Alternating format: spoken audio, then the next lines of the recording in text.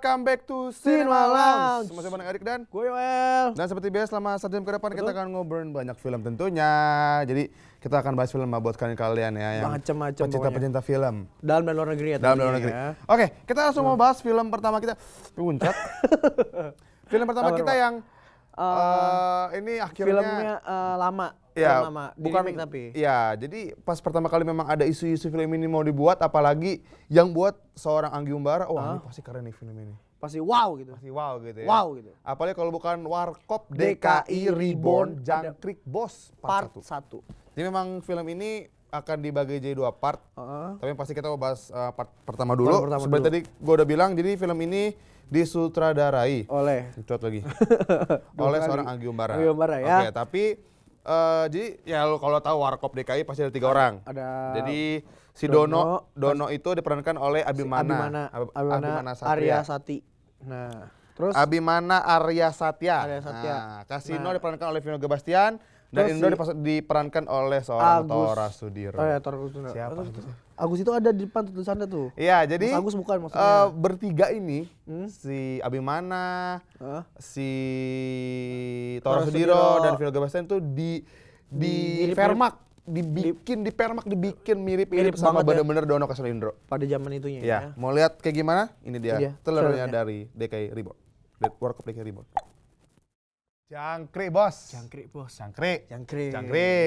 Tadi ya kita lihat bagaimana. Apalagi yang paling kelihatan di Permak tuh seorang Abimana Arya Satya tuh. Bener-bener diubah gitu loh, bener-bener mulutnya bisa agak ya ngikutin perannya jadi seorang Dono. Itu gitu. katanya tuh ya, dia buat dapetin gigi palsunya itu dia tuh pergi sampai ke Singapura loh. Nah tuh makanya demi mendapatkan kemiripan yang sama seperti Dono ya. Totalitas. Terus perutnya dibuncit-buncitin, pakai celana cutbray, kemejanya agak sempit-sempit dikit perut. gitu ya. Begitulah pokoknya Warkop DKI Reborn, Jangkrik Boss Part 1. Jadi kisahnya ini kalau tadi lihat trailernya. Jadi mereka bertiga tuh pakai seragam petugas. Jadi itu seragam petugas namanya Chips.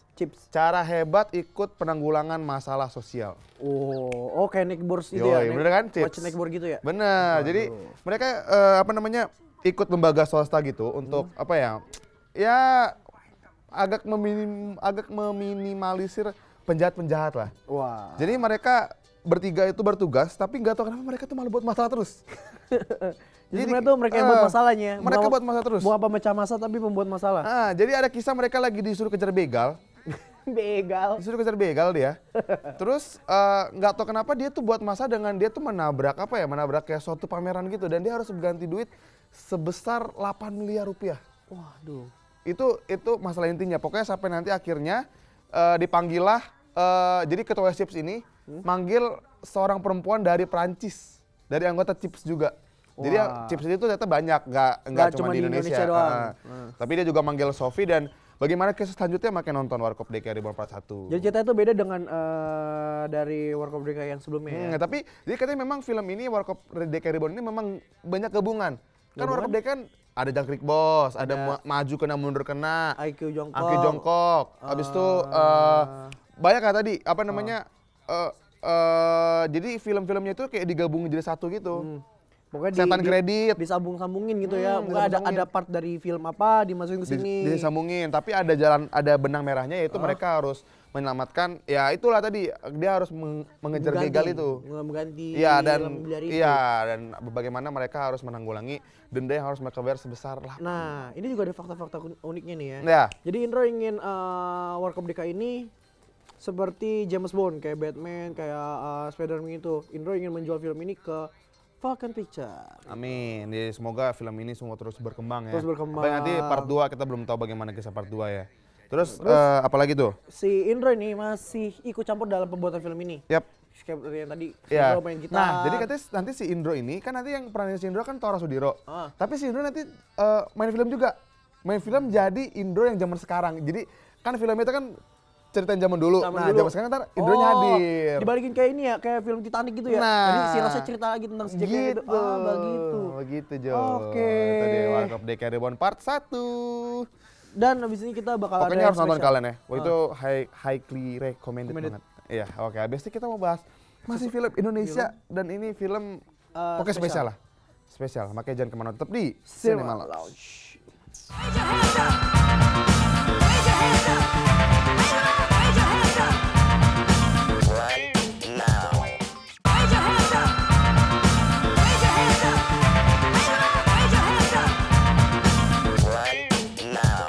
Oke, balik lagi di Cinema Lounge bareng Erik dan Gue Well. Oke, tadi kita bilang sebelum break kita bilang kita mau bahas film spesial. Film spesial. Jadi film ini akan tayang di bioskop kesayangan kalian itu tanggal 15 September. Jadi kalau kalian nonton sekarang berarti 2 hari lagi. 2 hari lagi lah. 2 hari lagi akan rilis di bioskop kesayangan kalian. Nah, daripada kita penasaran kita mau bahas film apa, langsung kita lihat dulu ini dia trailer dari DPO. DPO. Ini operasi bawah tanah. Tidak ada instansi lain yang boleh tahu tentang operasi ini.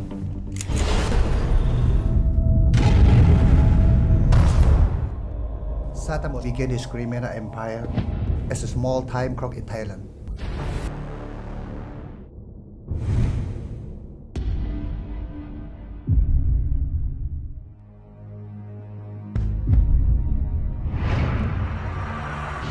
Tidak ada satupun dari pihak kepolisian yang berani menangkap dia. We will put him on DPO. What will you do, Captain? Daftar pencarian orang.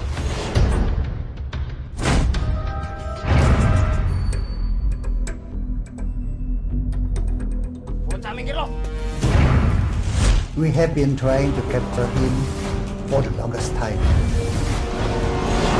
But at the end, we lost him. Kita sudah tahu siapa yang akan kita hadapi dan kita tuntaskan misi ini.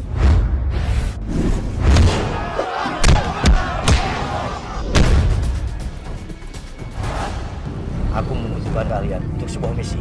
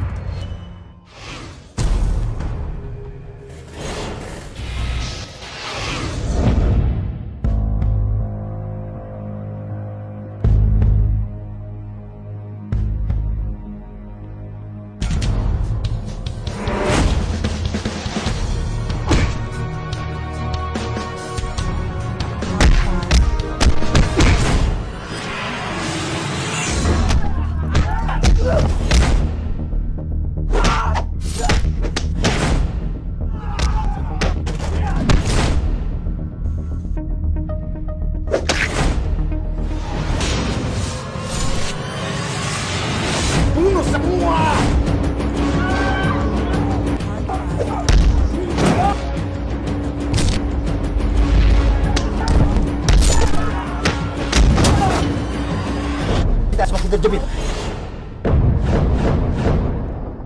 Kita harus utamakan keutuhan tim. Itu dia DPO, Detachment Police Operation. Nah sekarang yang sudah kita katakan spesial tadi, udah kita katakan ada sutradara, ada aktornya juga tiga-tiganya. Boleh tepuk tangan dulu dong.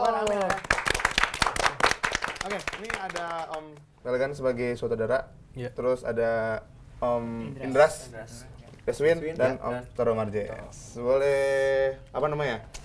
Dari Om Toro dulu deh. Boleh apa namanya? Berperan sebagai apa di film DPO ini? Diceritakan. Oh begitu. Saya berperan sebagai orang yang dicari-cari. Orang dicari-cari tuh muncul di sini loh. Iya, orang dicari-cari muncul di sini. Maka segala pertunjukan yang ada dalam film ini, keributan, kerusuhan itu karena mencari saya sebetulnya.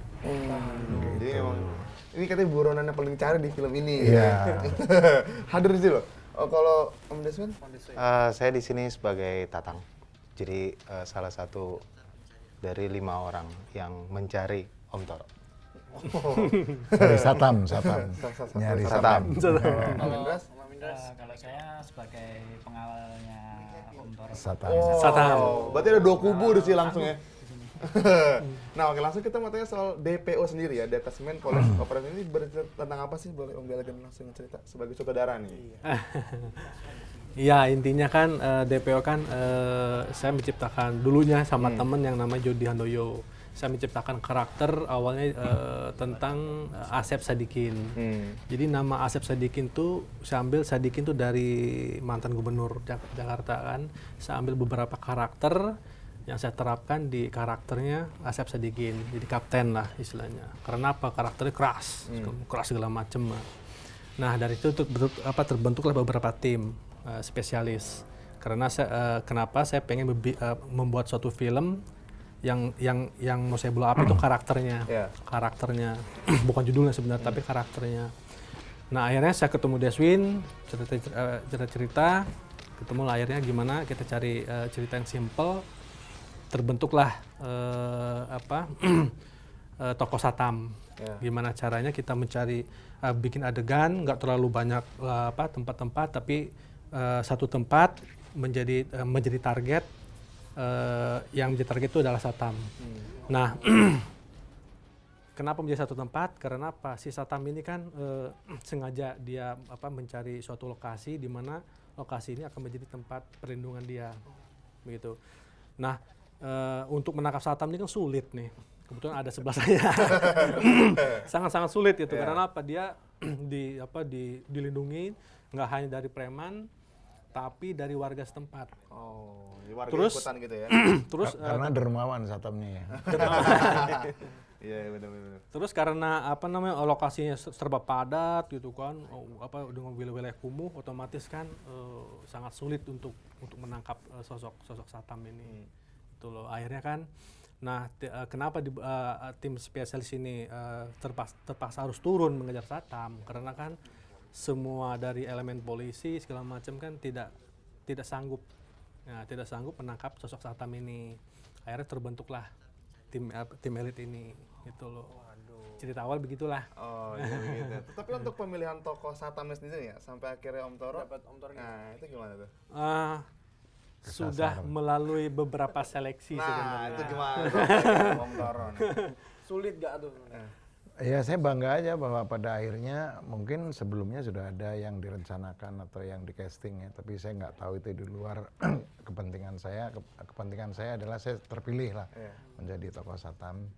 Terus diceritakan, terus saya baca skenarionya, ya ada kebanggaan aja, merasa tersanjung bahwa Satam ini orang yang paling dicari dan dari awal film saya sudah nonton ini filmnya, itu sangat banyak dibicarakan. Dari kalimat-kalimat di mana pokoknya Satam, gitu.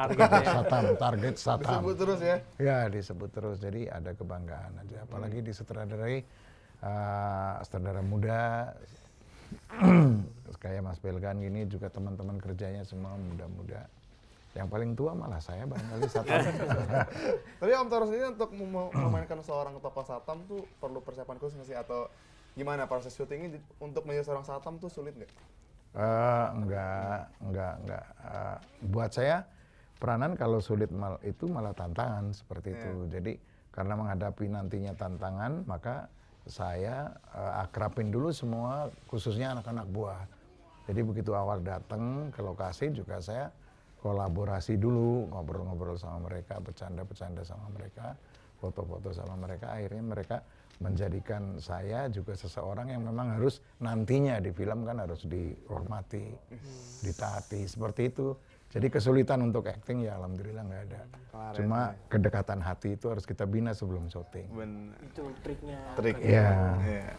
Apalagi? Terus gini, kalau untuk Mas Sutradara sendiri nih, kayak inspirasinya itu pertama dari mana sih gitu? Buat dapat cerita ini gitu. Ya tadi yang sama Deswin ini. Jadi intinya memang awalnya saya mau menciptakan karakter beberapa tim elit ya, tim elit. Jadi memang buat next film itu kan ya pasti saya akan pakai tim elitnya ini. Tapi kan yang saya jual ini kan bukan produk filmnya tapi karakternya. Hampir sama dengan yang diterapkan di luar negeri. Jadi karakter yang saya blow up gitu loh. Masalah story kan bebas apa aja iya, gitu bener. loh. Karakternya dulu. Karakternya. dulu yang dibangun, Nah, ya. kenapa judul DPO? Awal DPO kan itu kan daftar pencarian orang kan. Ya, Memang iya, tadi yang benar, dia, benar, kan? benar. targetnya ya beliau ini. Yang dicari. DPO dicari. Memang targetnya memang satu orang ini gitu loh. Kita cari ya udahlah kita cari story yang sederhana tapi kita expose habis-habisan di action. Makanya kita ketemu Deswin ya udah kita bikin action aja full package action gitu. Itu. Iya, kalau Om Desmond sendiri nih, latar belakangnya sebenarnya untuk apa ya? Ikutan menggarap film action ini sebenarnya backgroundnya apa sih? Background Iya. dari saya pribadi. Iya. Oh ya, kebetulan saya juga sering di film-film laga lainnya, jadi pegang actionnya kayak gitu ya. Jadi dari stunt atau enggak mungkin fight choreographer kayak gitu juga. Nah kebetulan kita juga punya komunitas namanya SFC, jadi kebetulan untuk film ini mereka semua terlibat. Jadi Jadi pas. di setiap daerah kita datangkan untuk film DPO. Oke, sip. Nah, tadi udah kita tanya soal toko. Kalau soal pembuatan film sendiri itu berapa lama sih pembuatan film DPO? 1 bulan. 1 bulan. Itu Syutingnya ya? Syutingnya. Proses Pembuatan sampai editing naskahnya. ya naskah itu kira-kira berapa lama? Oh, kalau dari Sampai awal jadi. dari 1 tahun. Kalau sampai post pro ya mungkin 2 tahun kali ya. Nah, apa? juga Terus ya. lokasi syutingnya pasti kan itu kan apa ya? Still di situ terus atau pindah-pindah? Satu tempat Di mana tuh? ngeset gitu.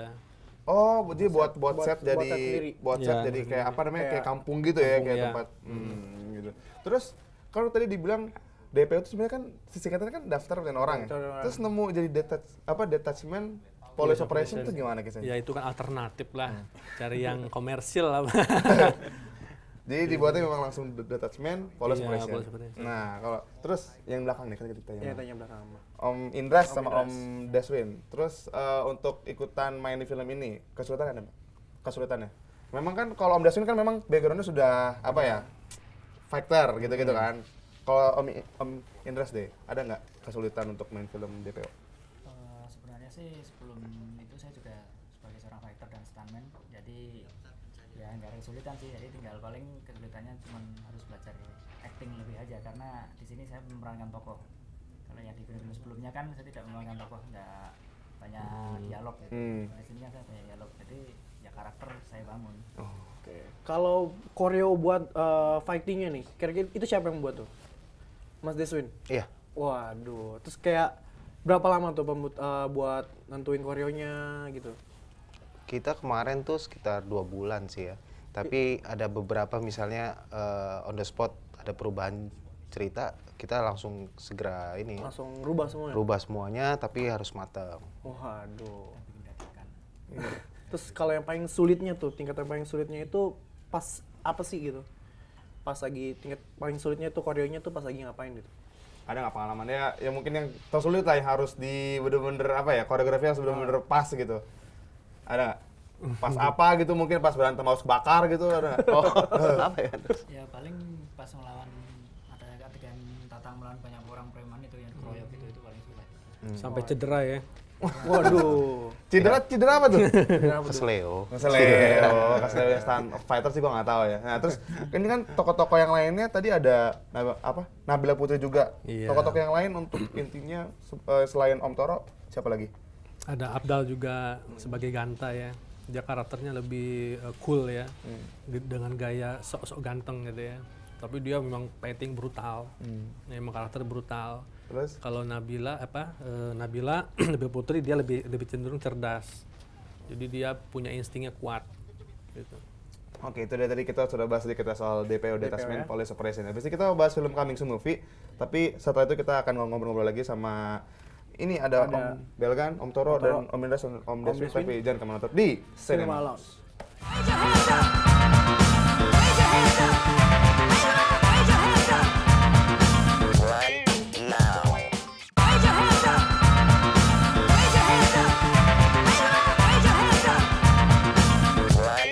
Nah, balik lagi. Boleh mundur dikit. Sini. Balik lagi di Cinema Lounge bersama Bang Erik dan teman-teman dari DPO. Ini kan tadi kan DPO kan memang filmnya apa ya? Boleh mas dikit mas? Nah itu kan fighter ya? Kan memang fighter. Nah tapi kita mau contohin dikit nih laga-laga dari filmnya DPO nih. Coba kita lihat coba gimana ya? Kalau fighter main tuh gimana? Coba kita lihat. Habisnya baru lu, El. Gua. Om Toro yang minta lo. Lu serang aku aja.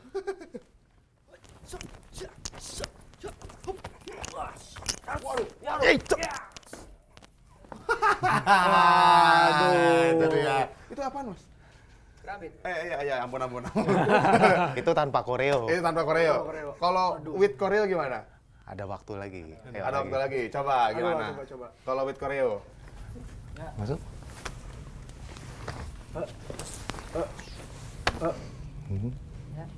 Oh, tunggu. Coba lagi, ulang.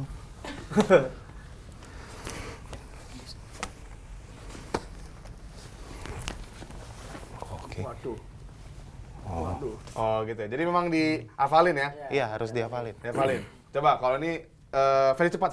Versi cepat. Oh, tadi kan. Waduh. Itu benar dihafalin habis ini. Iya, harus dihafalin. Harus dihafalin. Udah, ya lo ngomong coba. Lebih cepat lagi. Lebih cepat lagi. Lebih cepat lagi. Coba lebih cepat lagi.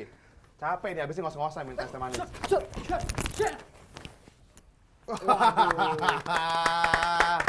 Itu ya, itu sekelibat aksi dari DPO. Boleh duduk dulu, Mas. Boleh duduk Kita dulu. ngobrol-ngobrol. Tapi sebelum kita ngobrol-ngobrol, kita mau bahas film Coming Soon dulu ya, nggak apa ya?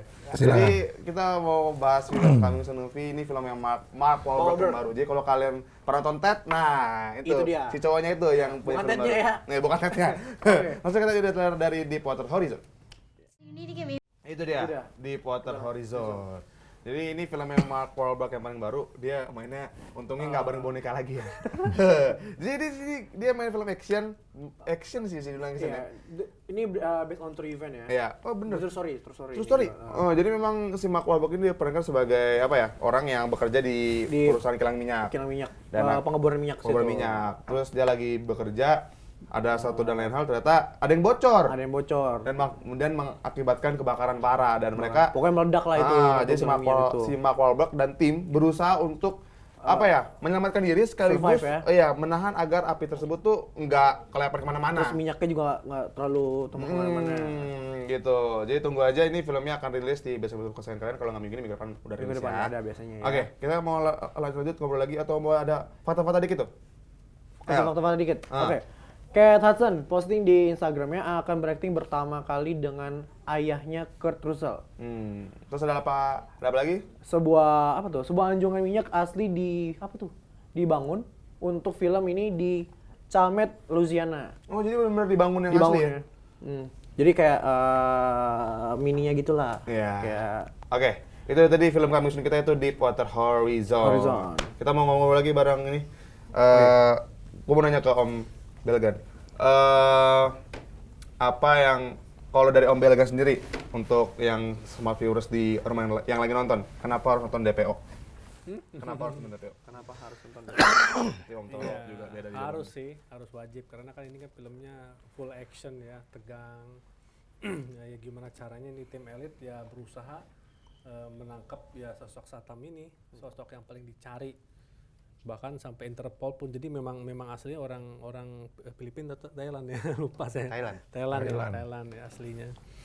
Jadi memang targetnya dia ya memang harus ditangkap gitu. Right. Itu dari saudaranya. Kalau Om Toro? Kalau dari saya sederhana aja karena saya main. Kalau pengen nonton bagaimana seni peran saya, yang agak beda ya di DPO ini. Jadi wajib nonton DPO siapapun nanti. Masyarakat Indonesia, apalagi yang suka action. Ada Mas Deswin ini, actionnya luar biasa nih di DPO. Ini full action lah. Full action ya? Full action. Cuma Dari awal ya. Iya, dari awal ya. Kalau Mas Deswin? Kalau dari saya sendiri sih, ya saya menampilkan di sini untuk aksi laga yang based of teknik dan tambahannya kita bisa lihat ada lebih realistis. Oke. Totalitas banget ya. Totalitas. Kalau saya sih karena nonton film ini karena film ini banyak menyajikan aksi-aksi pertarungan bela diri yang real, terus ceritanya juga tegang dan nggak terduga ceritanya. Nah, tuh. Tak terduga. Tak bisa ditebak. Tak bisa ditebak. Kamu nanya apa lagi? Kira-kira nih, apa ya? Nah, Durasi film untuk yang film action yang dari awal katanya udah tegang sampai habis sampai tegang juga nih. Durasinya berapa menit? 90 menit ya kalau nggak salah ya total ya. Cuman ini memang dari awal ya banyak actionnya sampai ending. Oh, itu dia. Action terus. Terus kalau Om Pelkes ini sebenarnya dulu udah pernah buat film bergenre action ini atau dari dulu buat filmnya atau enggak atau film action ini baru pertama kali Om Pelkes buat? Pertama kali. Cuma kan waktu dulu kan memang saya lebih cenderung ke pemain actionnya. Nah sekarang ya saya bikin film actionnya. Jadi memang film action, terus bareng juga Om Deswin jadi lebih jelas ya untuk. Jelas. Terus ini, sebenarnya kan DPO ini kan pasti satu tim kan. Satu tim DPO-nya itu berapa orang sih sebenarnya? Ada 5 ya. 5 pemain ini. Pemain sentral ya. Pemain sentral 5. Siapa aja tadi? Ada Gatot Bajamusti. Iya tuh terus. Ada Deswin. Ada Abdal, Nabila Putri. Satu lagi Thomas. Oh jadi ada cewek satu ya ada tim elitnya ya? Ada yang Nabila itu. Mungkin ada kayak special ability-nya gitu nggak? Kayak misalnya dia penembak jitu atau dia apa? Ya, berlima ini masing-masing punya spesial. Jadi kalau untuk karakternya Sadikin, dia punya pengalaman yang keras, masa lalu yang keras. Jadi kelihatan dari wajah itu dia punya pengalaman yang istilah pahit yang dulu-duluan. Nah, pengalaman pahit inilah yang istilahnya yang dibutuhkan dari markas kepolisian. Karena apa? Dia punya pengalaman yang kuat untuk menghadapi Satam ini. Nah, jadi dia punya pengalaman kuat untuk karakter Sep Sadikin. Terus kalau untuk Ganta, dia lebih cenderung ego seorang ganteng atau gimana ya, ego ganteng terus dan dia juga orangnya brutal. Kalau fighting dia brutal aja lah gitu. Kuat ya gitu ya. Terus kalau misalnya sosoknya Thomas ini sebagai perannya Thomas apa ya? Andi ya. Andi orangnya pendiam gitu. Cuman dia punya karakter yang jago lempar apa itu? Pisau, lempar gitu pisau. Terus kalau misalnya Nabila itu berperan sebagai Juli. Nah, dia punya insting yang kuat, punya perhitungan akurat. Jadi setiap dia nembak itu udah pasti kena. Nah, benar tuh. Ada penembak gitu ya. Nah, kalau misalnya satu lagi ini Tatang. Tatang ini seorang petarung gelap gitu, gelap. Jadi memang basicnya dia seorang petarung. Ya, jadi dia mantan militer. Dipecat, ya akhirnya kerjanya ya petarung terus. Nah akhirnya si Asep Sadikin sengaja rekrut ini nih si Tatang ini untuk menghadapi ya Satam. Oke, kita mau sedikit bahas top 5 movies. Jadi 5 movies yang paling sering ditonton. Ya boleh kita dari nomor 5. 5 dulu. Urutan kelima apa tuh? Ini ada Kubo and Two Strings. Ini belum dilihat juga di Indonesia, pokoknya ditunggu aja buat kalian yang katanya. Jadi film apa ya? Animasi ini. Ini pokoknya animasi itu berapa? 3D ya? Berapa? Animasi, Pak. Animasi. Jadi pokoknya film animasi ini katanya lebih apa ya? Lebih ini beda sama animasi film-film yang lain. Ya pokoknya beda. Pokoknya katanya 4D bukan sih? Nah, ya pokoknya ditunggu aja, ini juga belum nulis di Indonesia ya film ini. Apa judulnya? Kubo and Two Strings. Iya. Katanya lebih real lagi katanya animasinya. Oke, next ke urutan keempat ada Suicide Squad. Ada yang belum nonton Suicide Squad? Suicide Squad. Jadi ini masih ada di top 5 ya. Jadi masih di peringkat keempat. Jadi filmnya Will Smith, terus Margot Robbie. Jadi mereka tuh jadi tim yang untuk tim khusus padahal mereka sebenarnya penjahat. Nah, bagaimana kisahnya mereka untuk menghadapi musuh padahal mereka juga jahat gitu ya. Iya, musuhnya si siapa? Eccentrice. Oke, itu dari urutan keempat ada Suicide Squad. Dari urutan ketiga Don't Breathe. Nah, ini juga nih film nonton belum? Belum. Tapi ini serem banget sih. Bukan serem, dia sebenarnya thriller. Jadi mereka ada 3 anak muda berusaha untuk maling rumah orang. Dia nggak tahu bahwa rumah orang tersebut yang tinggal di rumah kosong tersebut tuh dia mantan militer dan juga walaupun dia buta tapi dia masih kuat untuk bertarung. Nah, jadi mikir-mikir lagi tuh yang mau maling rumah tuh. Ketemunya kayak begini, buta tapi bisa bunuh orang. Di rumahnya banyak duitnya, Bang. Nah, itu dia karena banyak duit makanya mau dimalingin. Di urutan kedua ada When the Book Breaks. Ya, Nah, When the Bull Breaks. Ini cerita ini adalah sepasang suami istri yang tapi mereka nggak punya anak. Jadi si suaminya ini mencari pendonor untuk spermanya bisa disuntikin ke dalam si wanita yang mau didonorin itu. Nah, tapi yang jadi masalah itu adalah si cewek yang didonorin ini itu ada si psycho. Oh, dia nggak tahu kalau cewek dan sperma itu psycho ternyata. Ya itu psycho. Wah, kasihan juga ya. Dan Dan- yang berita pertama, Ini bukan Dan Brit lagi. ya Nah, ini Sally. Sally. Sally, filmnya Tom Hanks. Sama Tom Hanks. Tom Hanks yang paling baru. Ada yang sudah nonton Sally ya? Belum. Ya? Belum ya? Wah, harus nonton nih, keren nih filmnya. Jadi Tom Hanks ini juga true story juga. Jadi Tom Hanks berperan sebagai dia pilot yang berusaha untuk mendaratkan pesawat di atas sungai. Sungai Hudson ya? Ya, Sungai Hudson, dan akhirnya itu dipermasalahkan. Jadi itu sebenarnya yang dilakukan itu benar atau itu hanya dia atau dia yang pengen. Iya, Nah, gitu. Nonton pokoknya Sally. Terus ini Apa? buat DPO nih harus mempromosikan kepada smart viewer, harus mengajak lah smart viewers untuk nonton. Coba kita kasih waktu. Silakan. Ada nggak boleh dari Om Daswin atau Om Toro?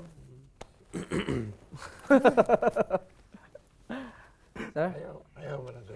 Mas Sun. Perintah loh. Karena hubungannya action kan. Oh, iya. Ya, kalau saya ngajak Iya. semuanya untuk bisa datang nonton film DPO di sini, ya kita tampilkan banyak full action dari awal sampai akhir. Ya pastinya seru lah untuk Seru. adegan-adegan Premiernya fighting-nya. Tanggal 15 Di- September di Epicentrum. Epicentrum. Jadi buat semua kalau mau datang nonton bareng ya. Betul. Nonton bareng. Ada Om Toro juga? Ada. Ada Om Toro juga. Terakhir Jam ini 2. Jam 2 siang ya? Jam 2 Jangan lupa harapan nih.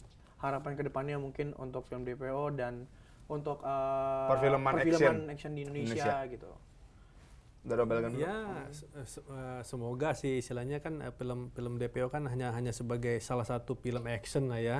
Dalam artian nanti buat next ke depan ya semoga kita bisa menciptakan film-film action lainnya. Ya, makanya mudah-mudahan kita juga minta dukungan dari para penonton. Ya setidaknya ya kalau bisa ikut menonton lah, menonton ini, dan kalau bisa jangan nonton bajakan atau apa. Nah, Streaming itu ya. boleh Om jangan- Toro terakhir harapannya ke depan. harapan kedepannya. Harapan saya ya sekali lagi tontonlah DPO kalau pengen membuktikan bahwa film ini bagus. Jadi jangan bicara di luar tidak bagus kalau Anda belum nonton. Nah, Betul sekali. itu dia. Oke, terima kasih. Om Toro dan tim juga sukses Terima pokoknya kasih. nanti premier tanggal 15 September. Kita 15. datang betul. Oke, habis ini kita mau ada movie news Movie news update update. dan juga bagi tiket nonton gratis. So jangan kemana-mana, tetap di Cinema. Cinema Lounge.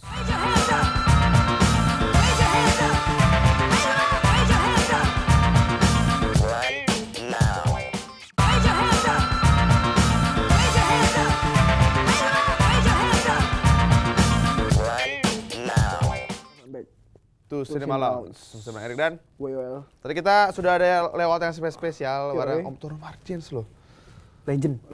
Bareng ada sutradara juga dan juga ada 2 cast pemain filmnya. Tapi kita langsung kasih lihat ini dia movie news. updates. Aktor senior Kurt Russell akan terlibat dalam film Guardian of Galaxy Volume 2. Diduga ia akan memerankan peran yang akan diharapkan bisa membuat fans puas. Seperti dilansir Access Showbiz, Kurt Russell akan memerankan ayah Peter Quill, alias Star-Lord. Said every day, you know, you hope you're doing good, but it's nice to see that reaction. They were perfect for it. Serta munculnya pakaian yang akan dikenakan Kurt Russell dalam Guardian of Galaxy Volume 2. Banyak kabar yang beredar bahwa belum ada satupun pengumuman oleh pihak Marvel. Kita nantikan aksi Kurt Russell dalam Guardian of Galaxy Volume 2.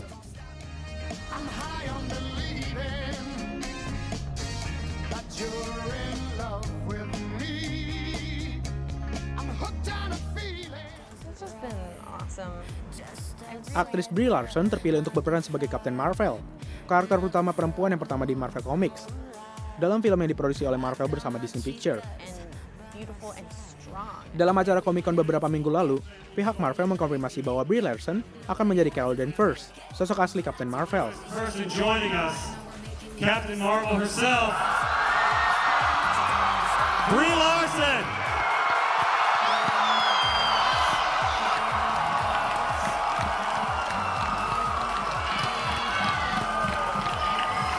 Can we get the picture?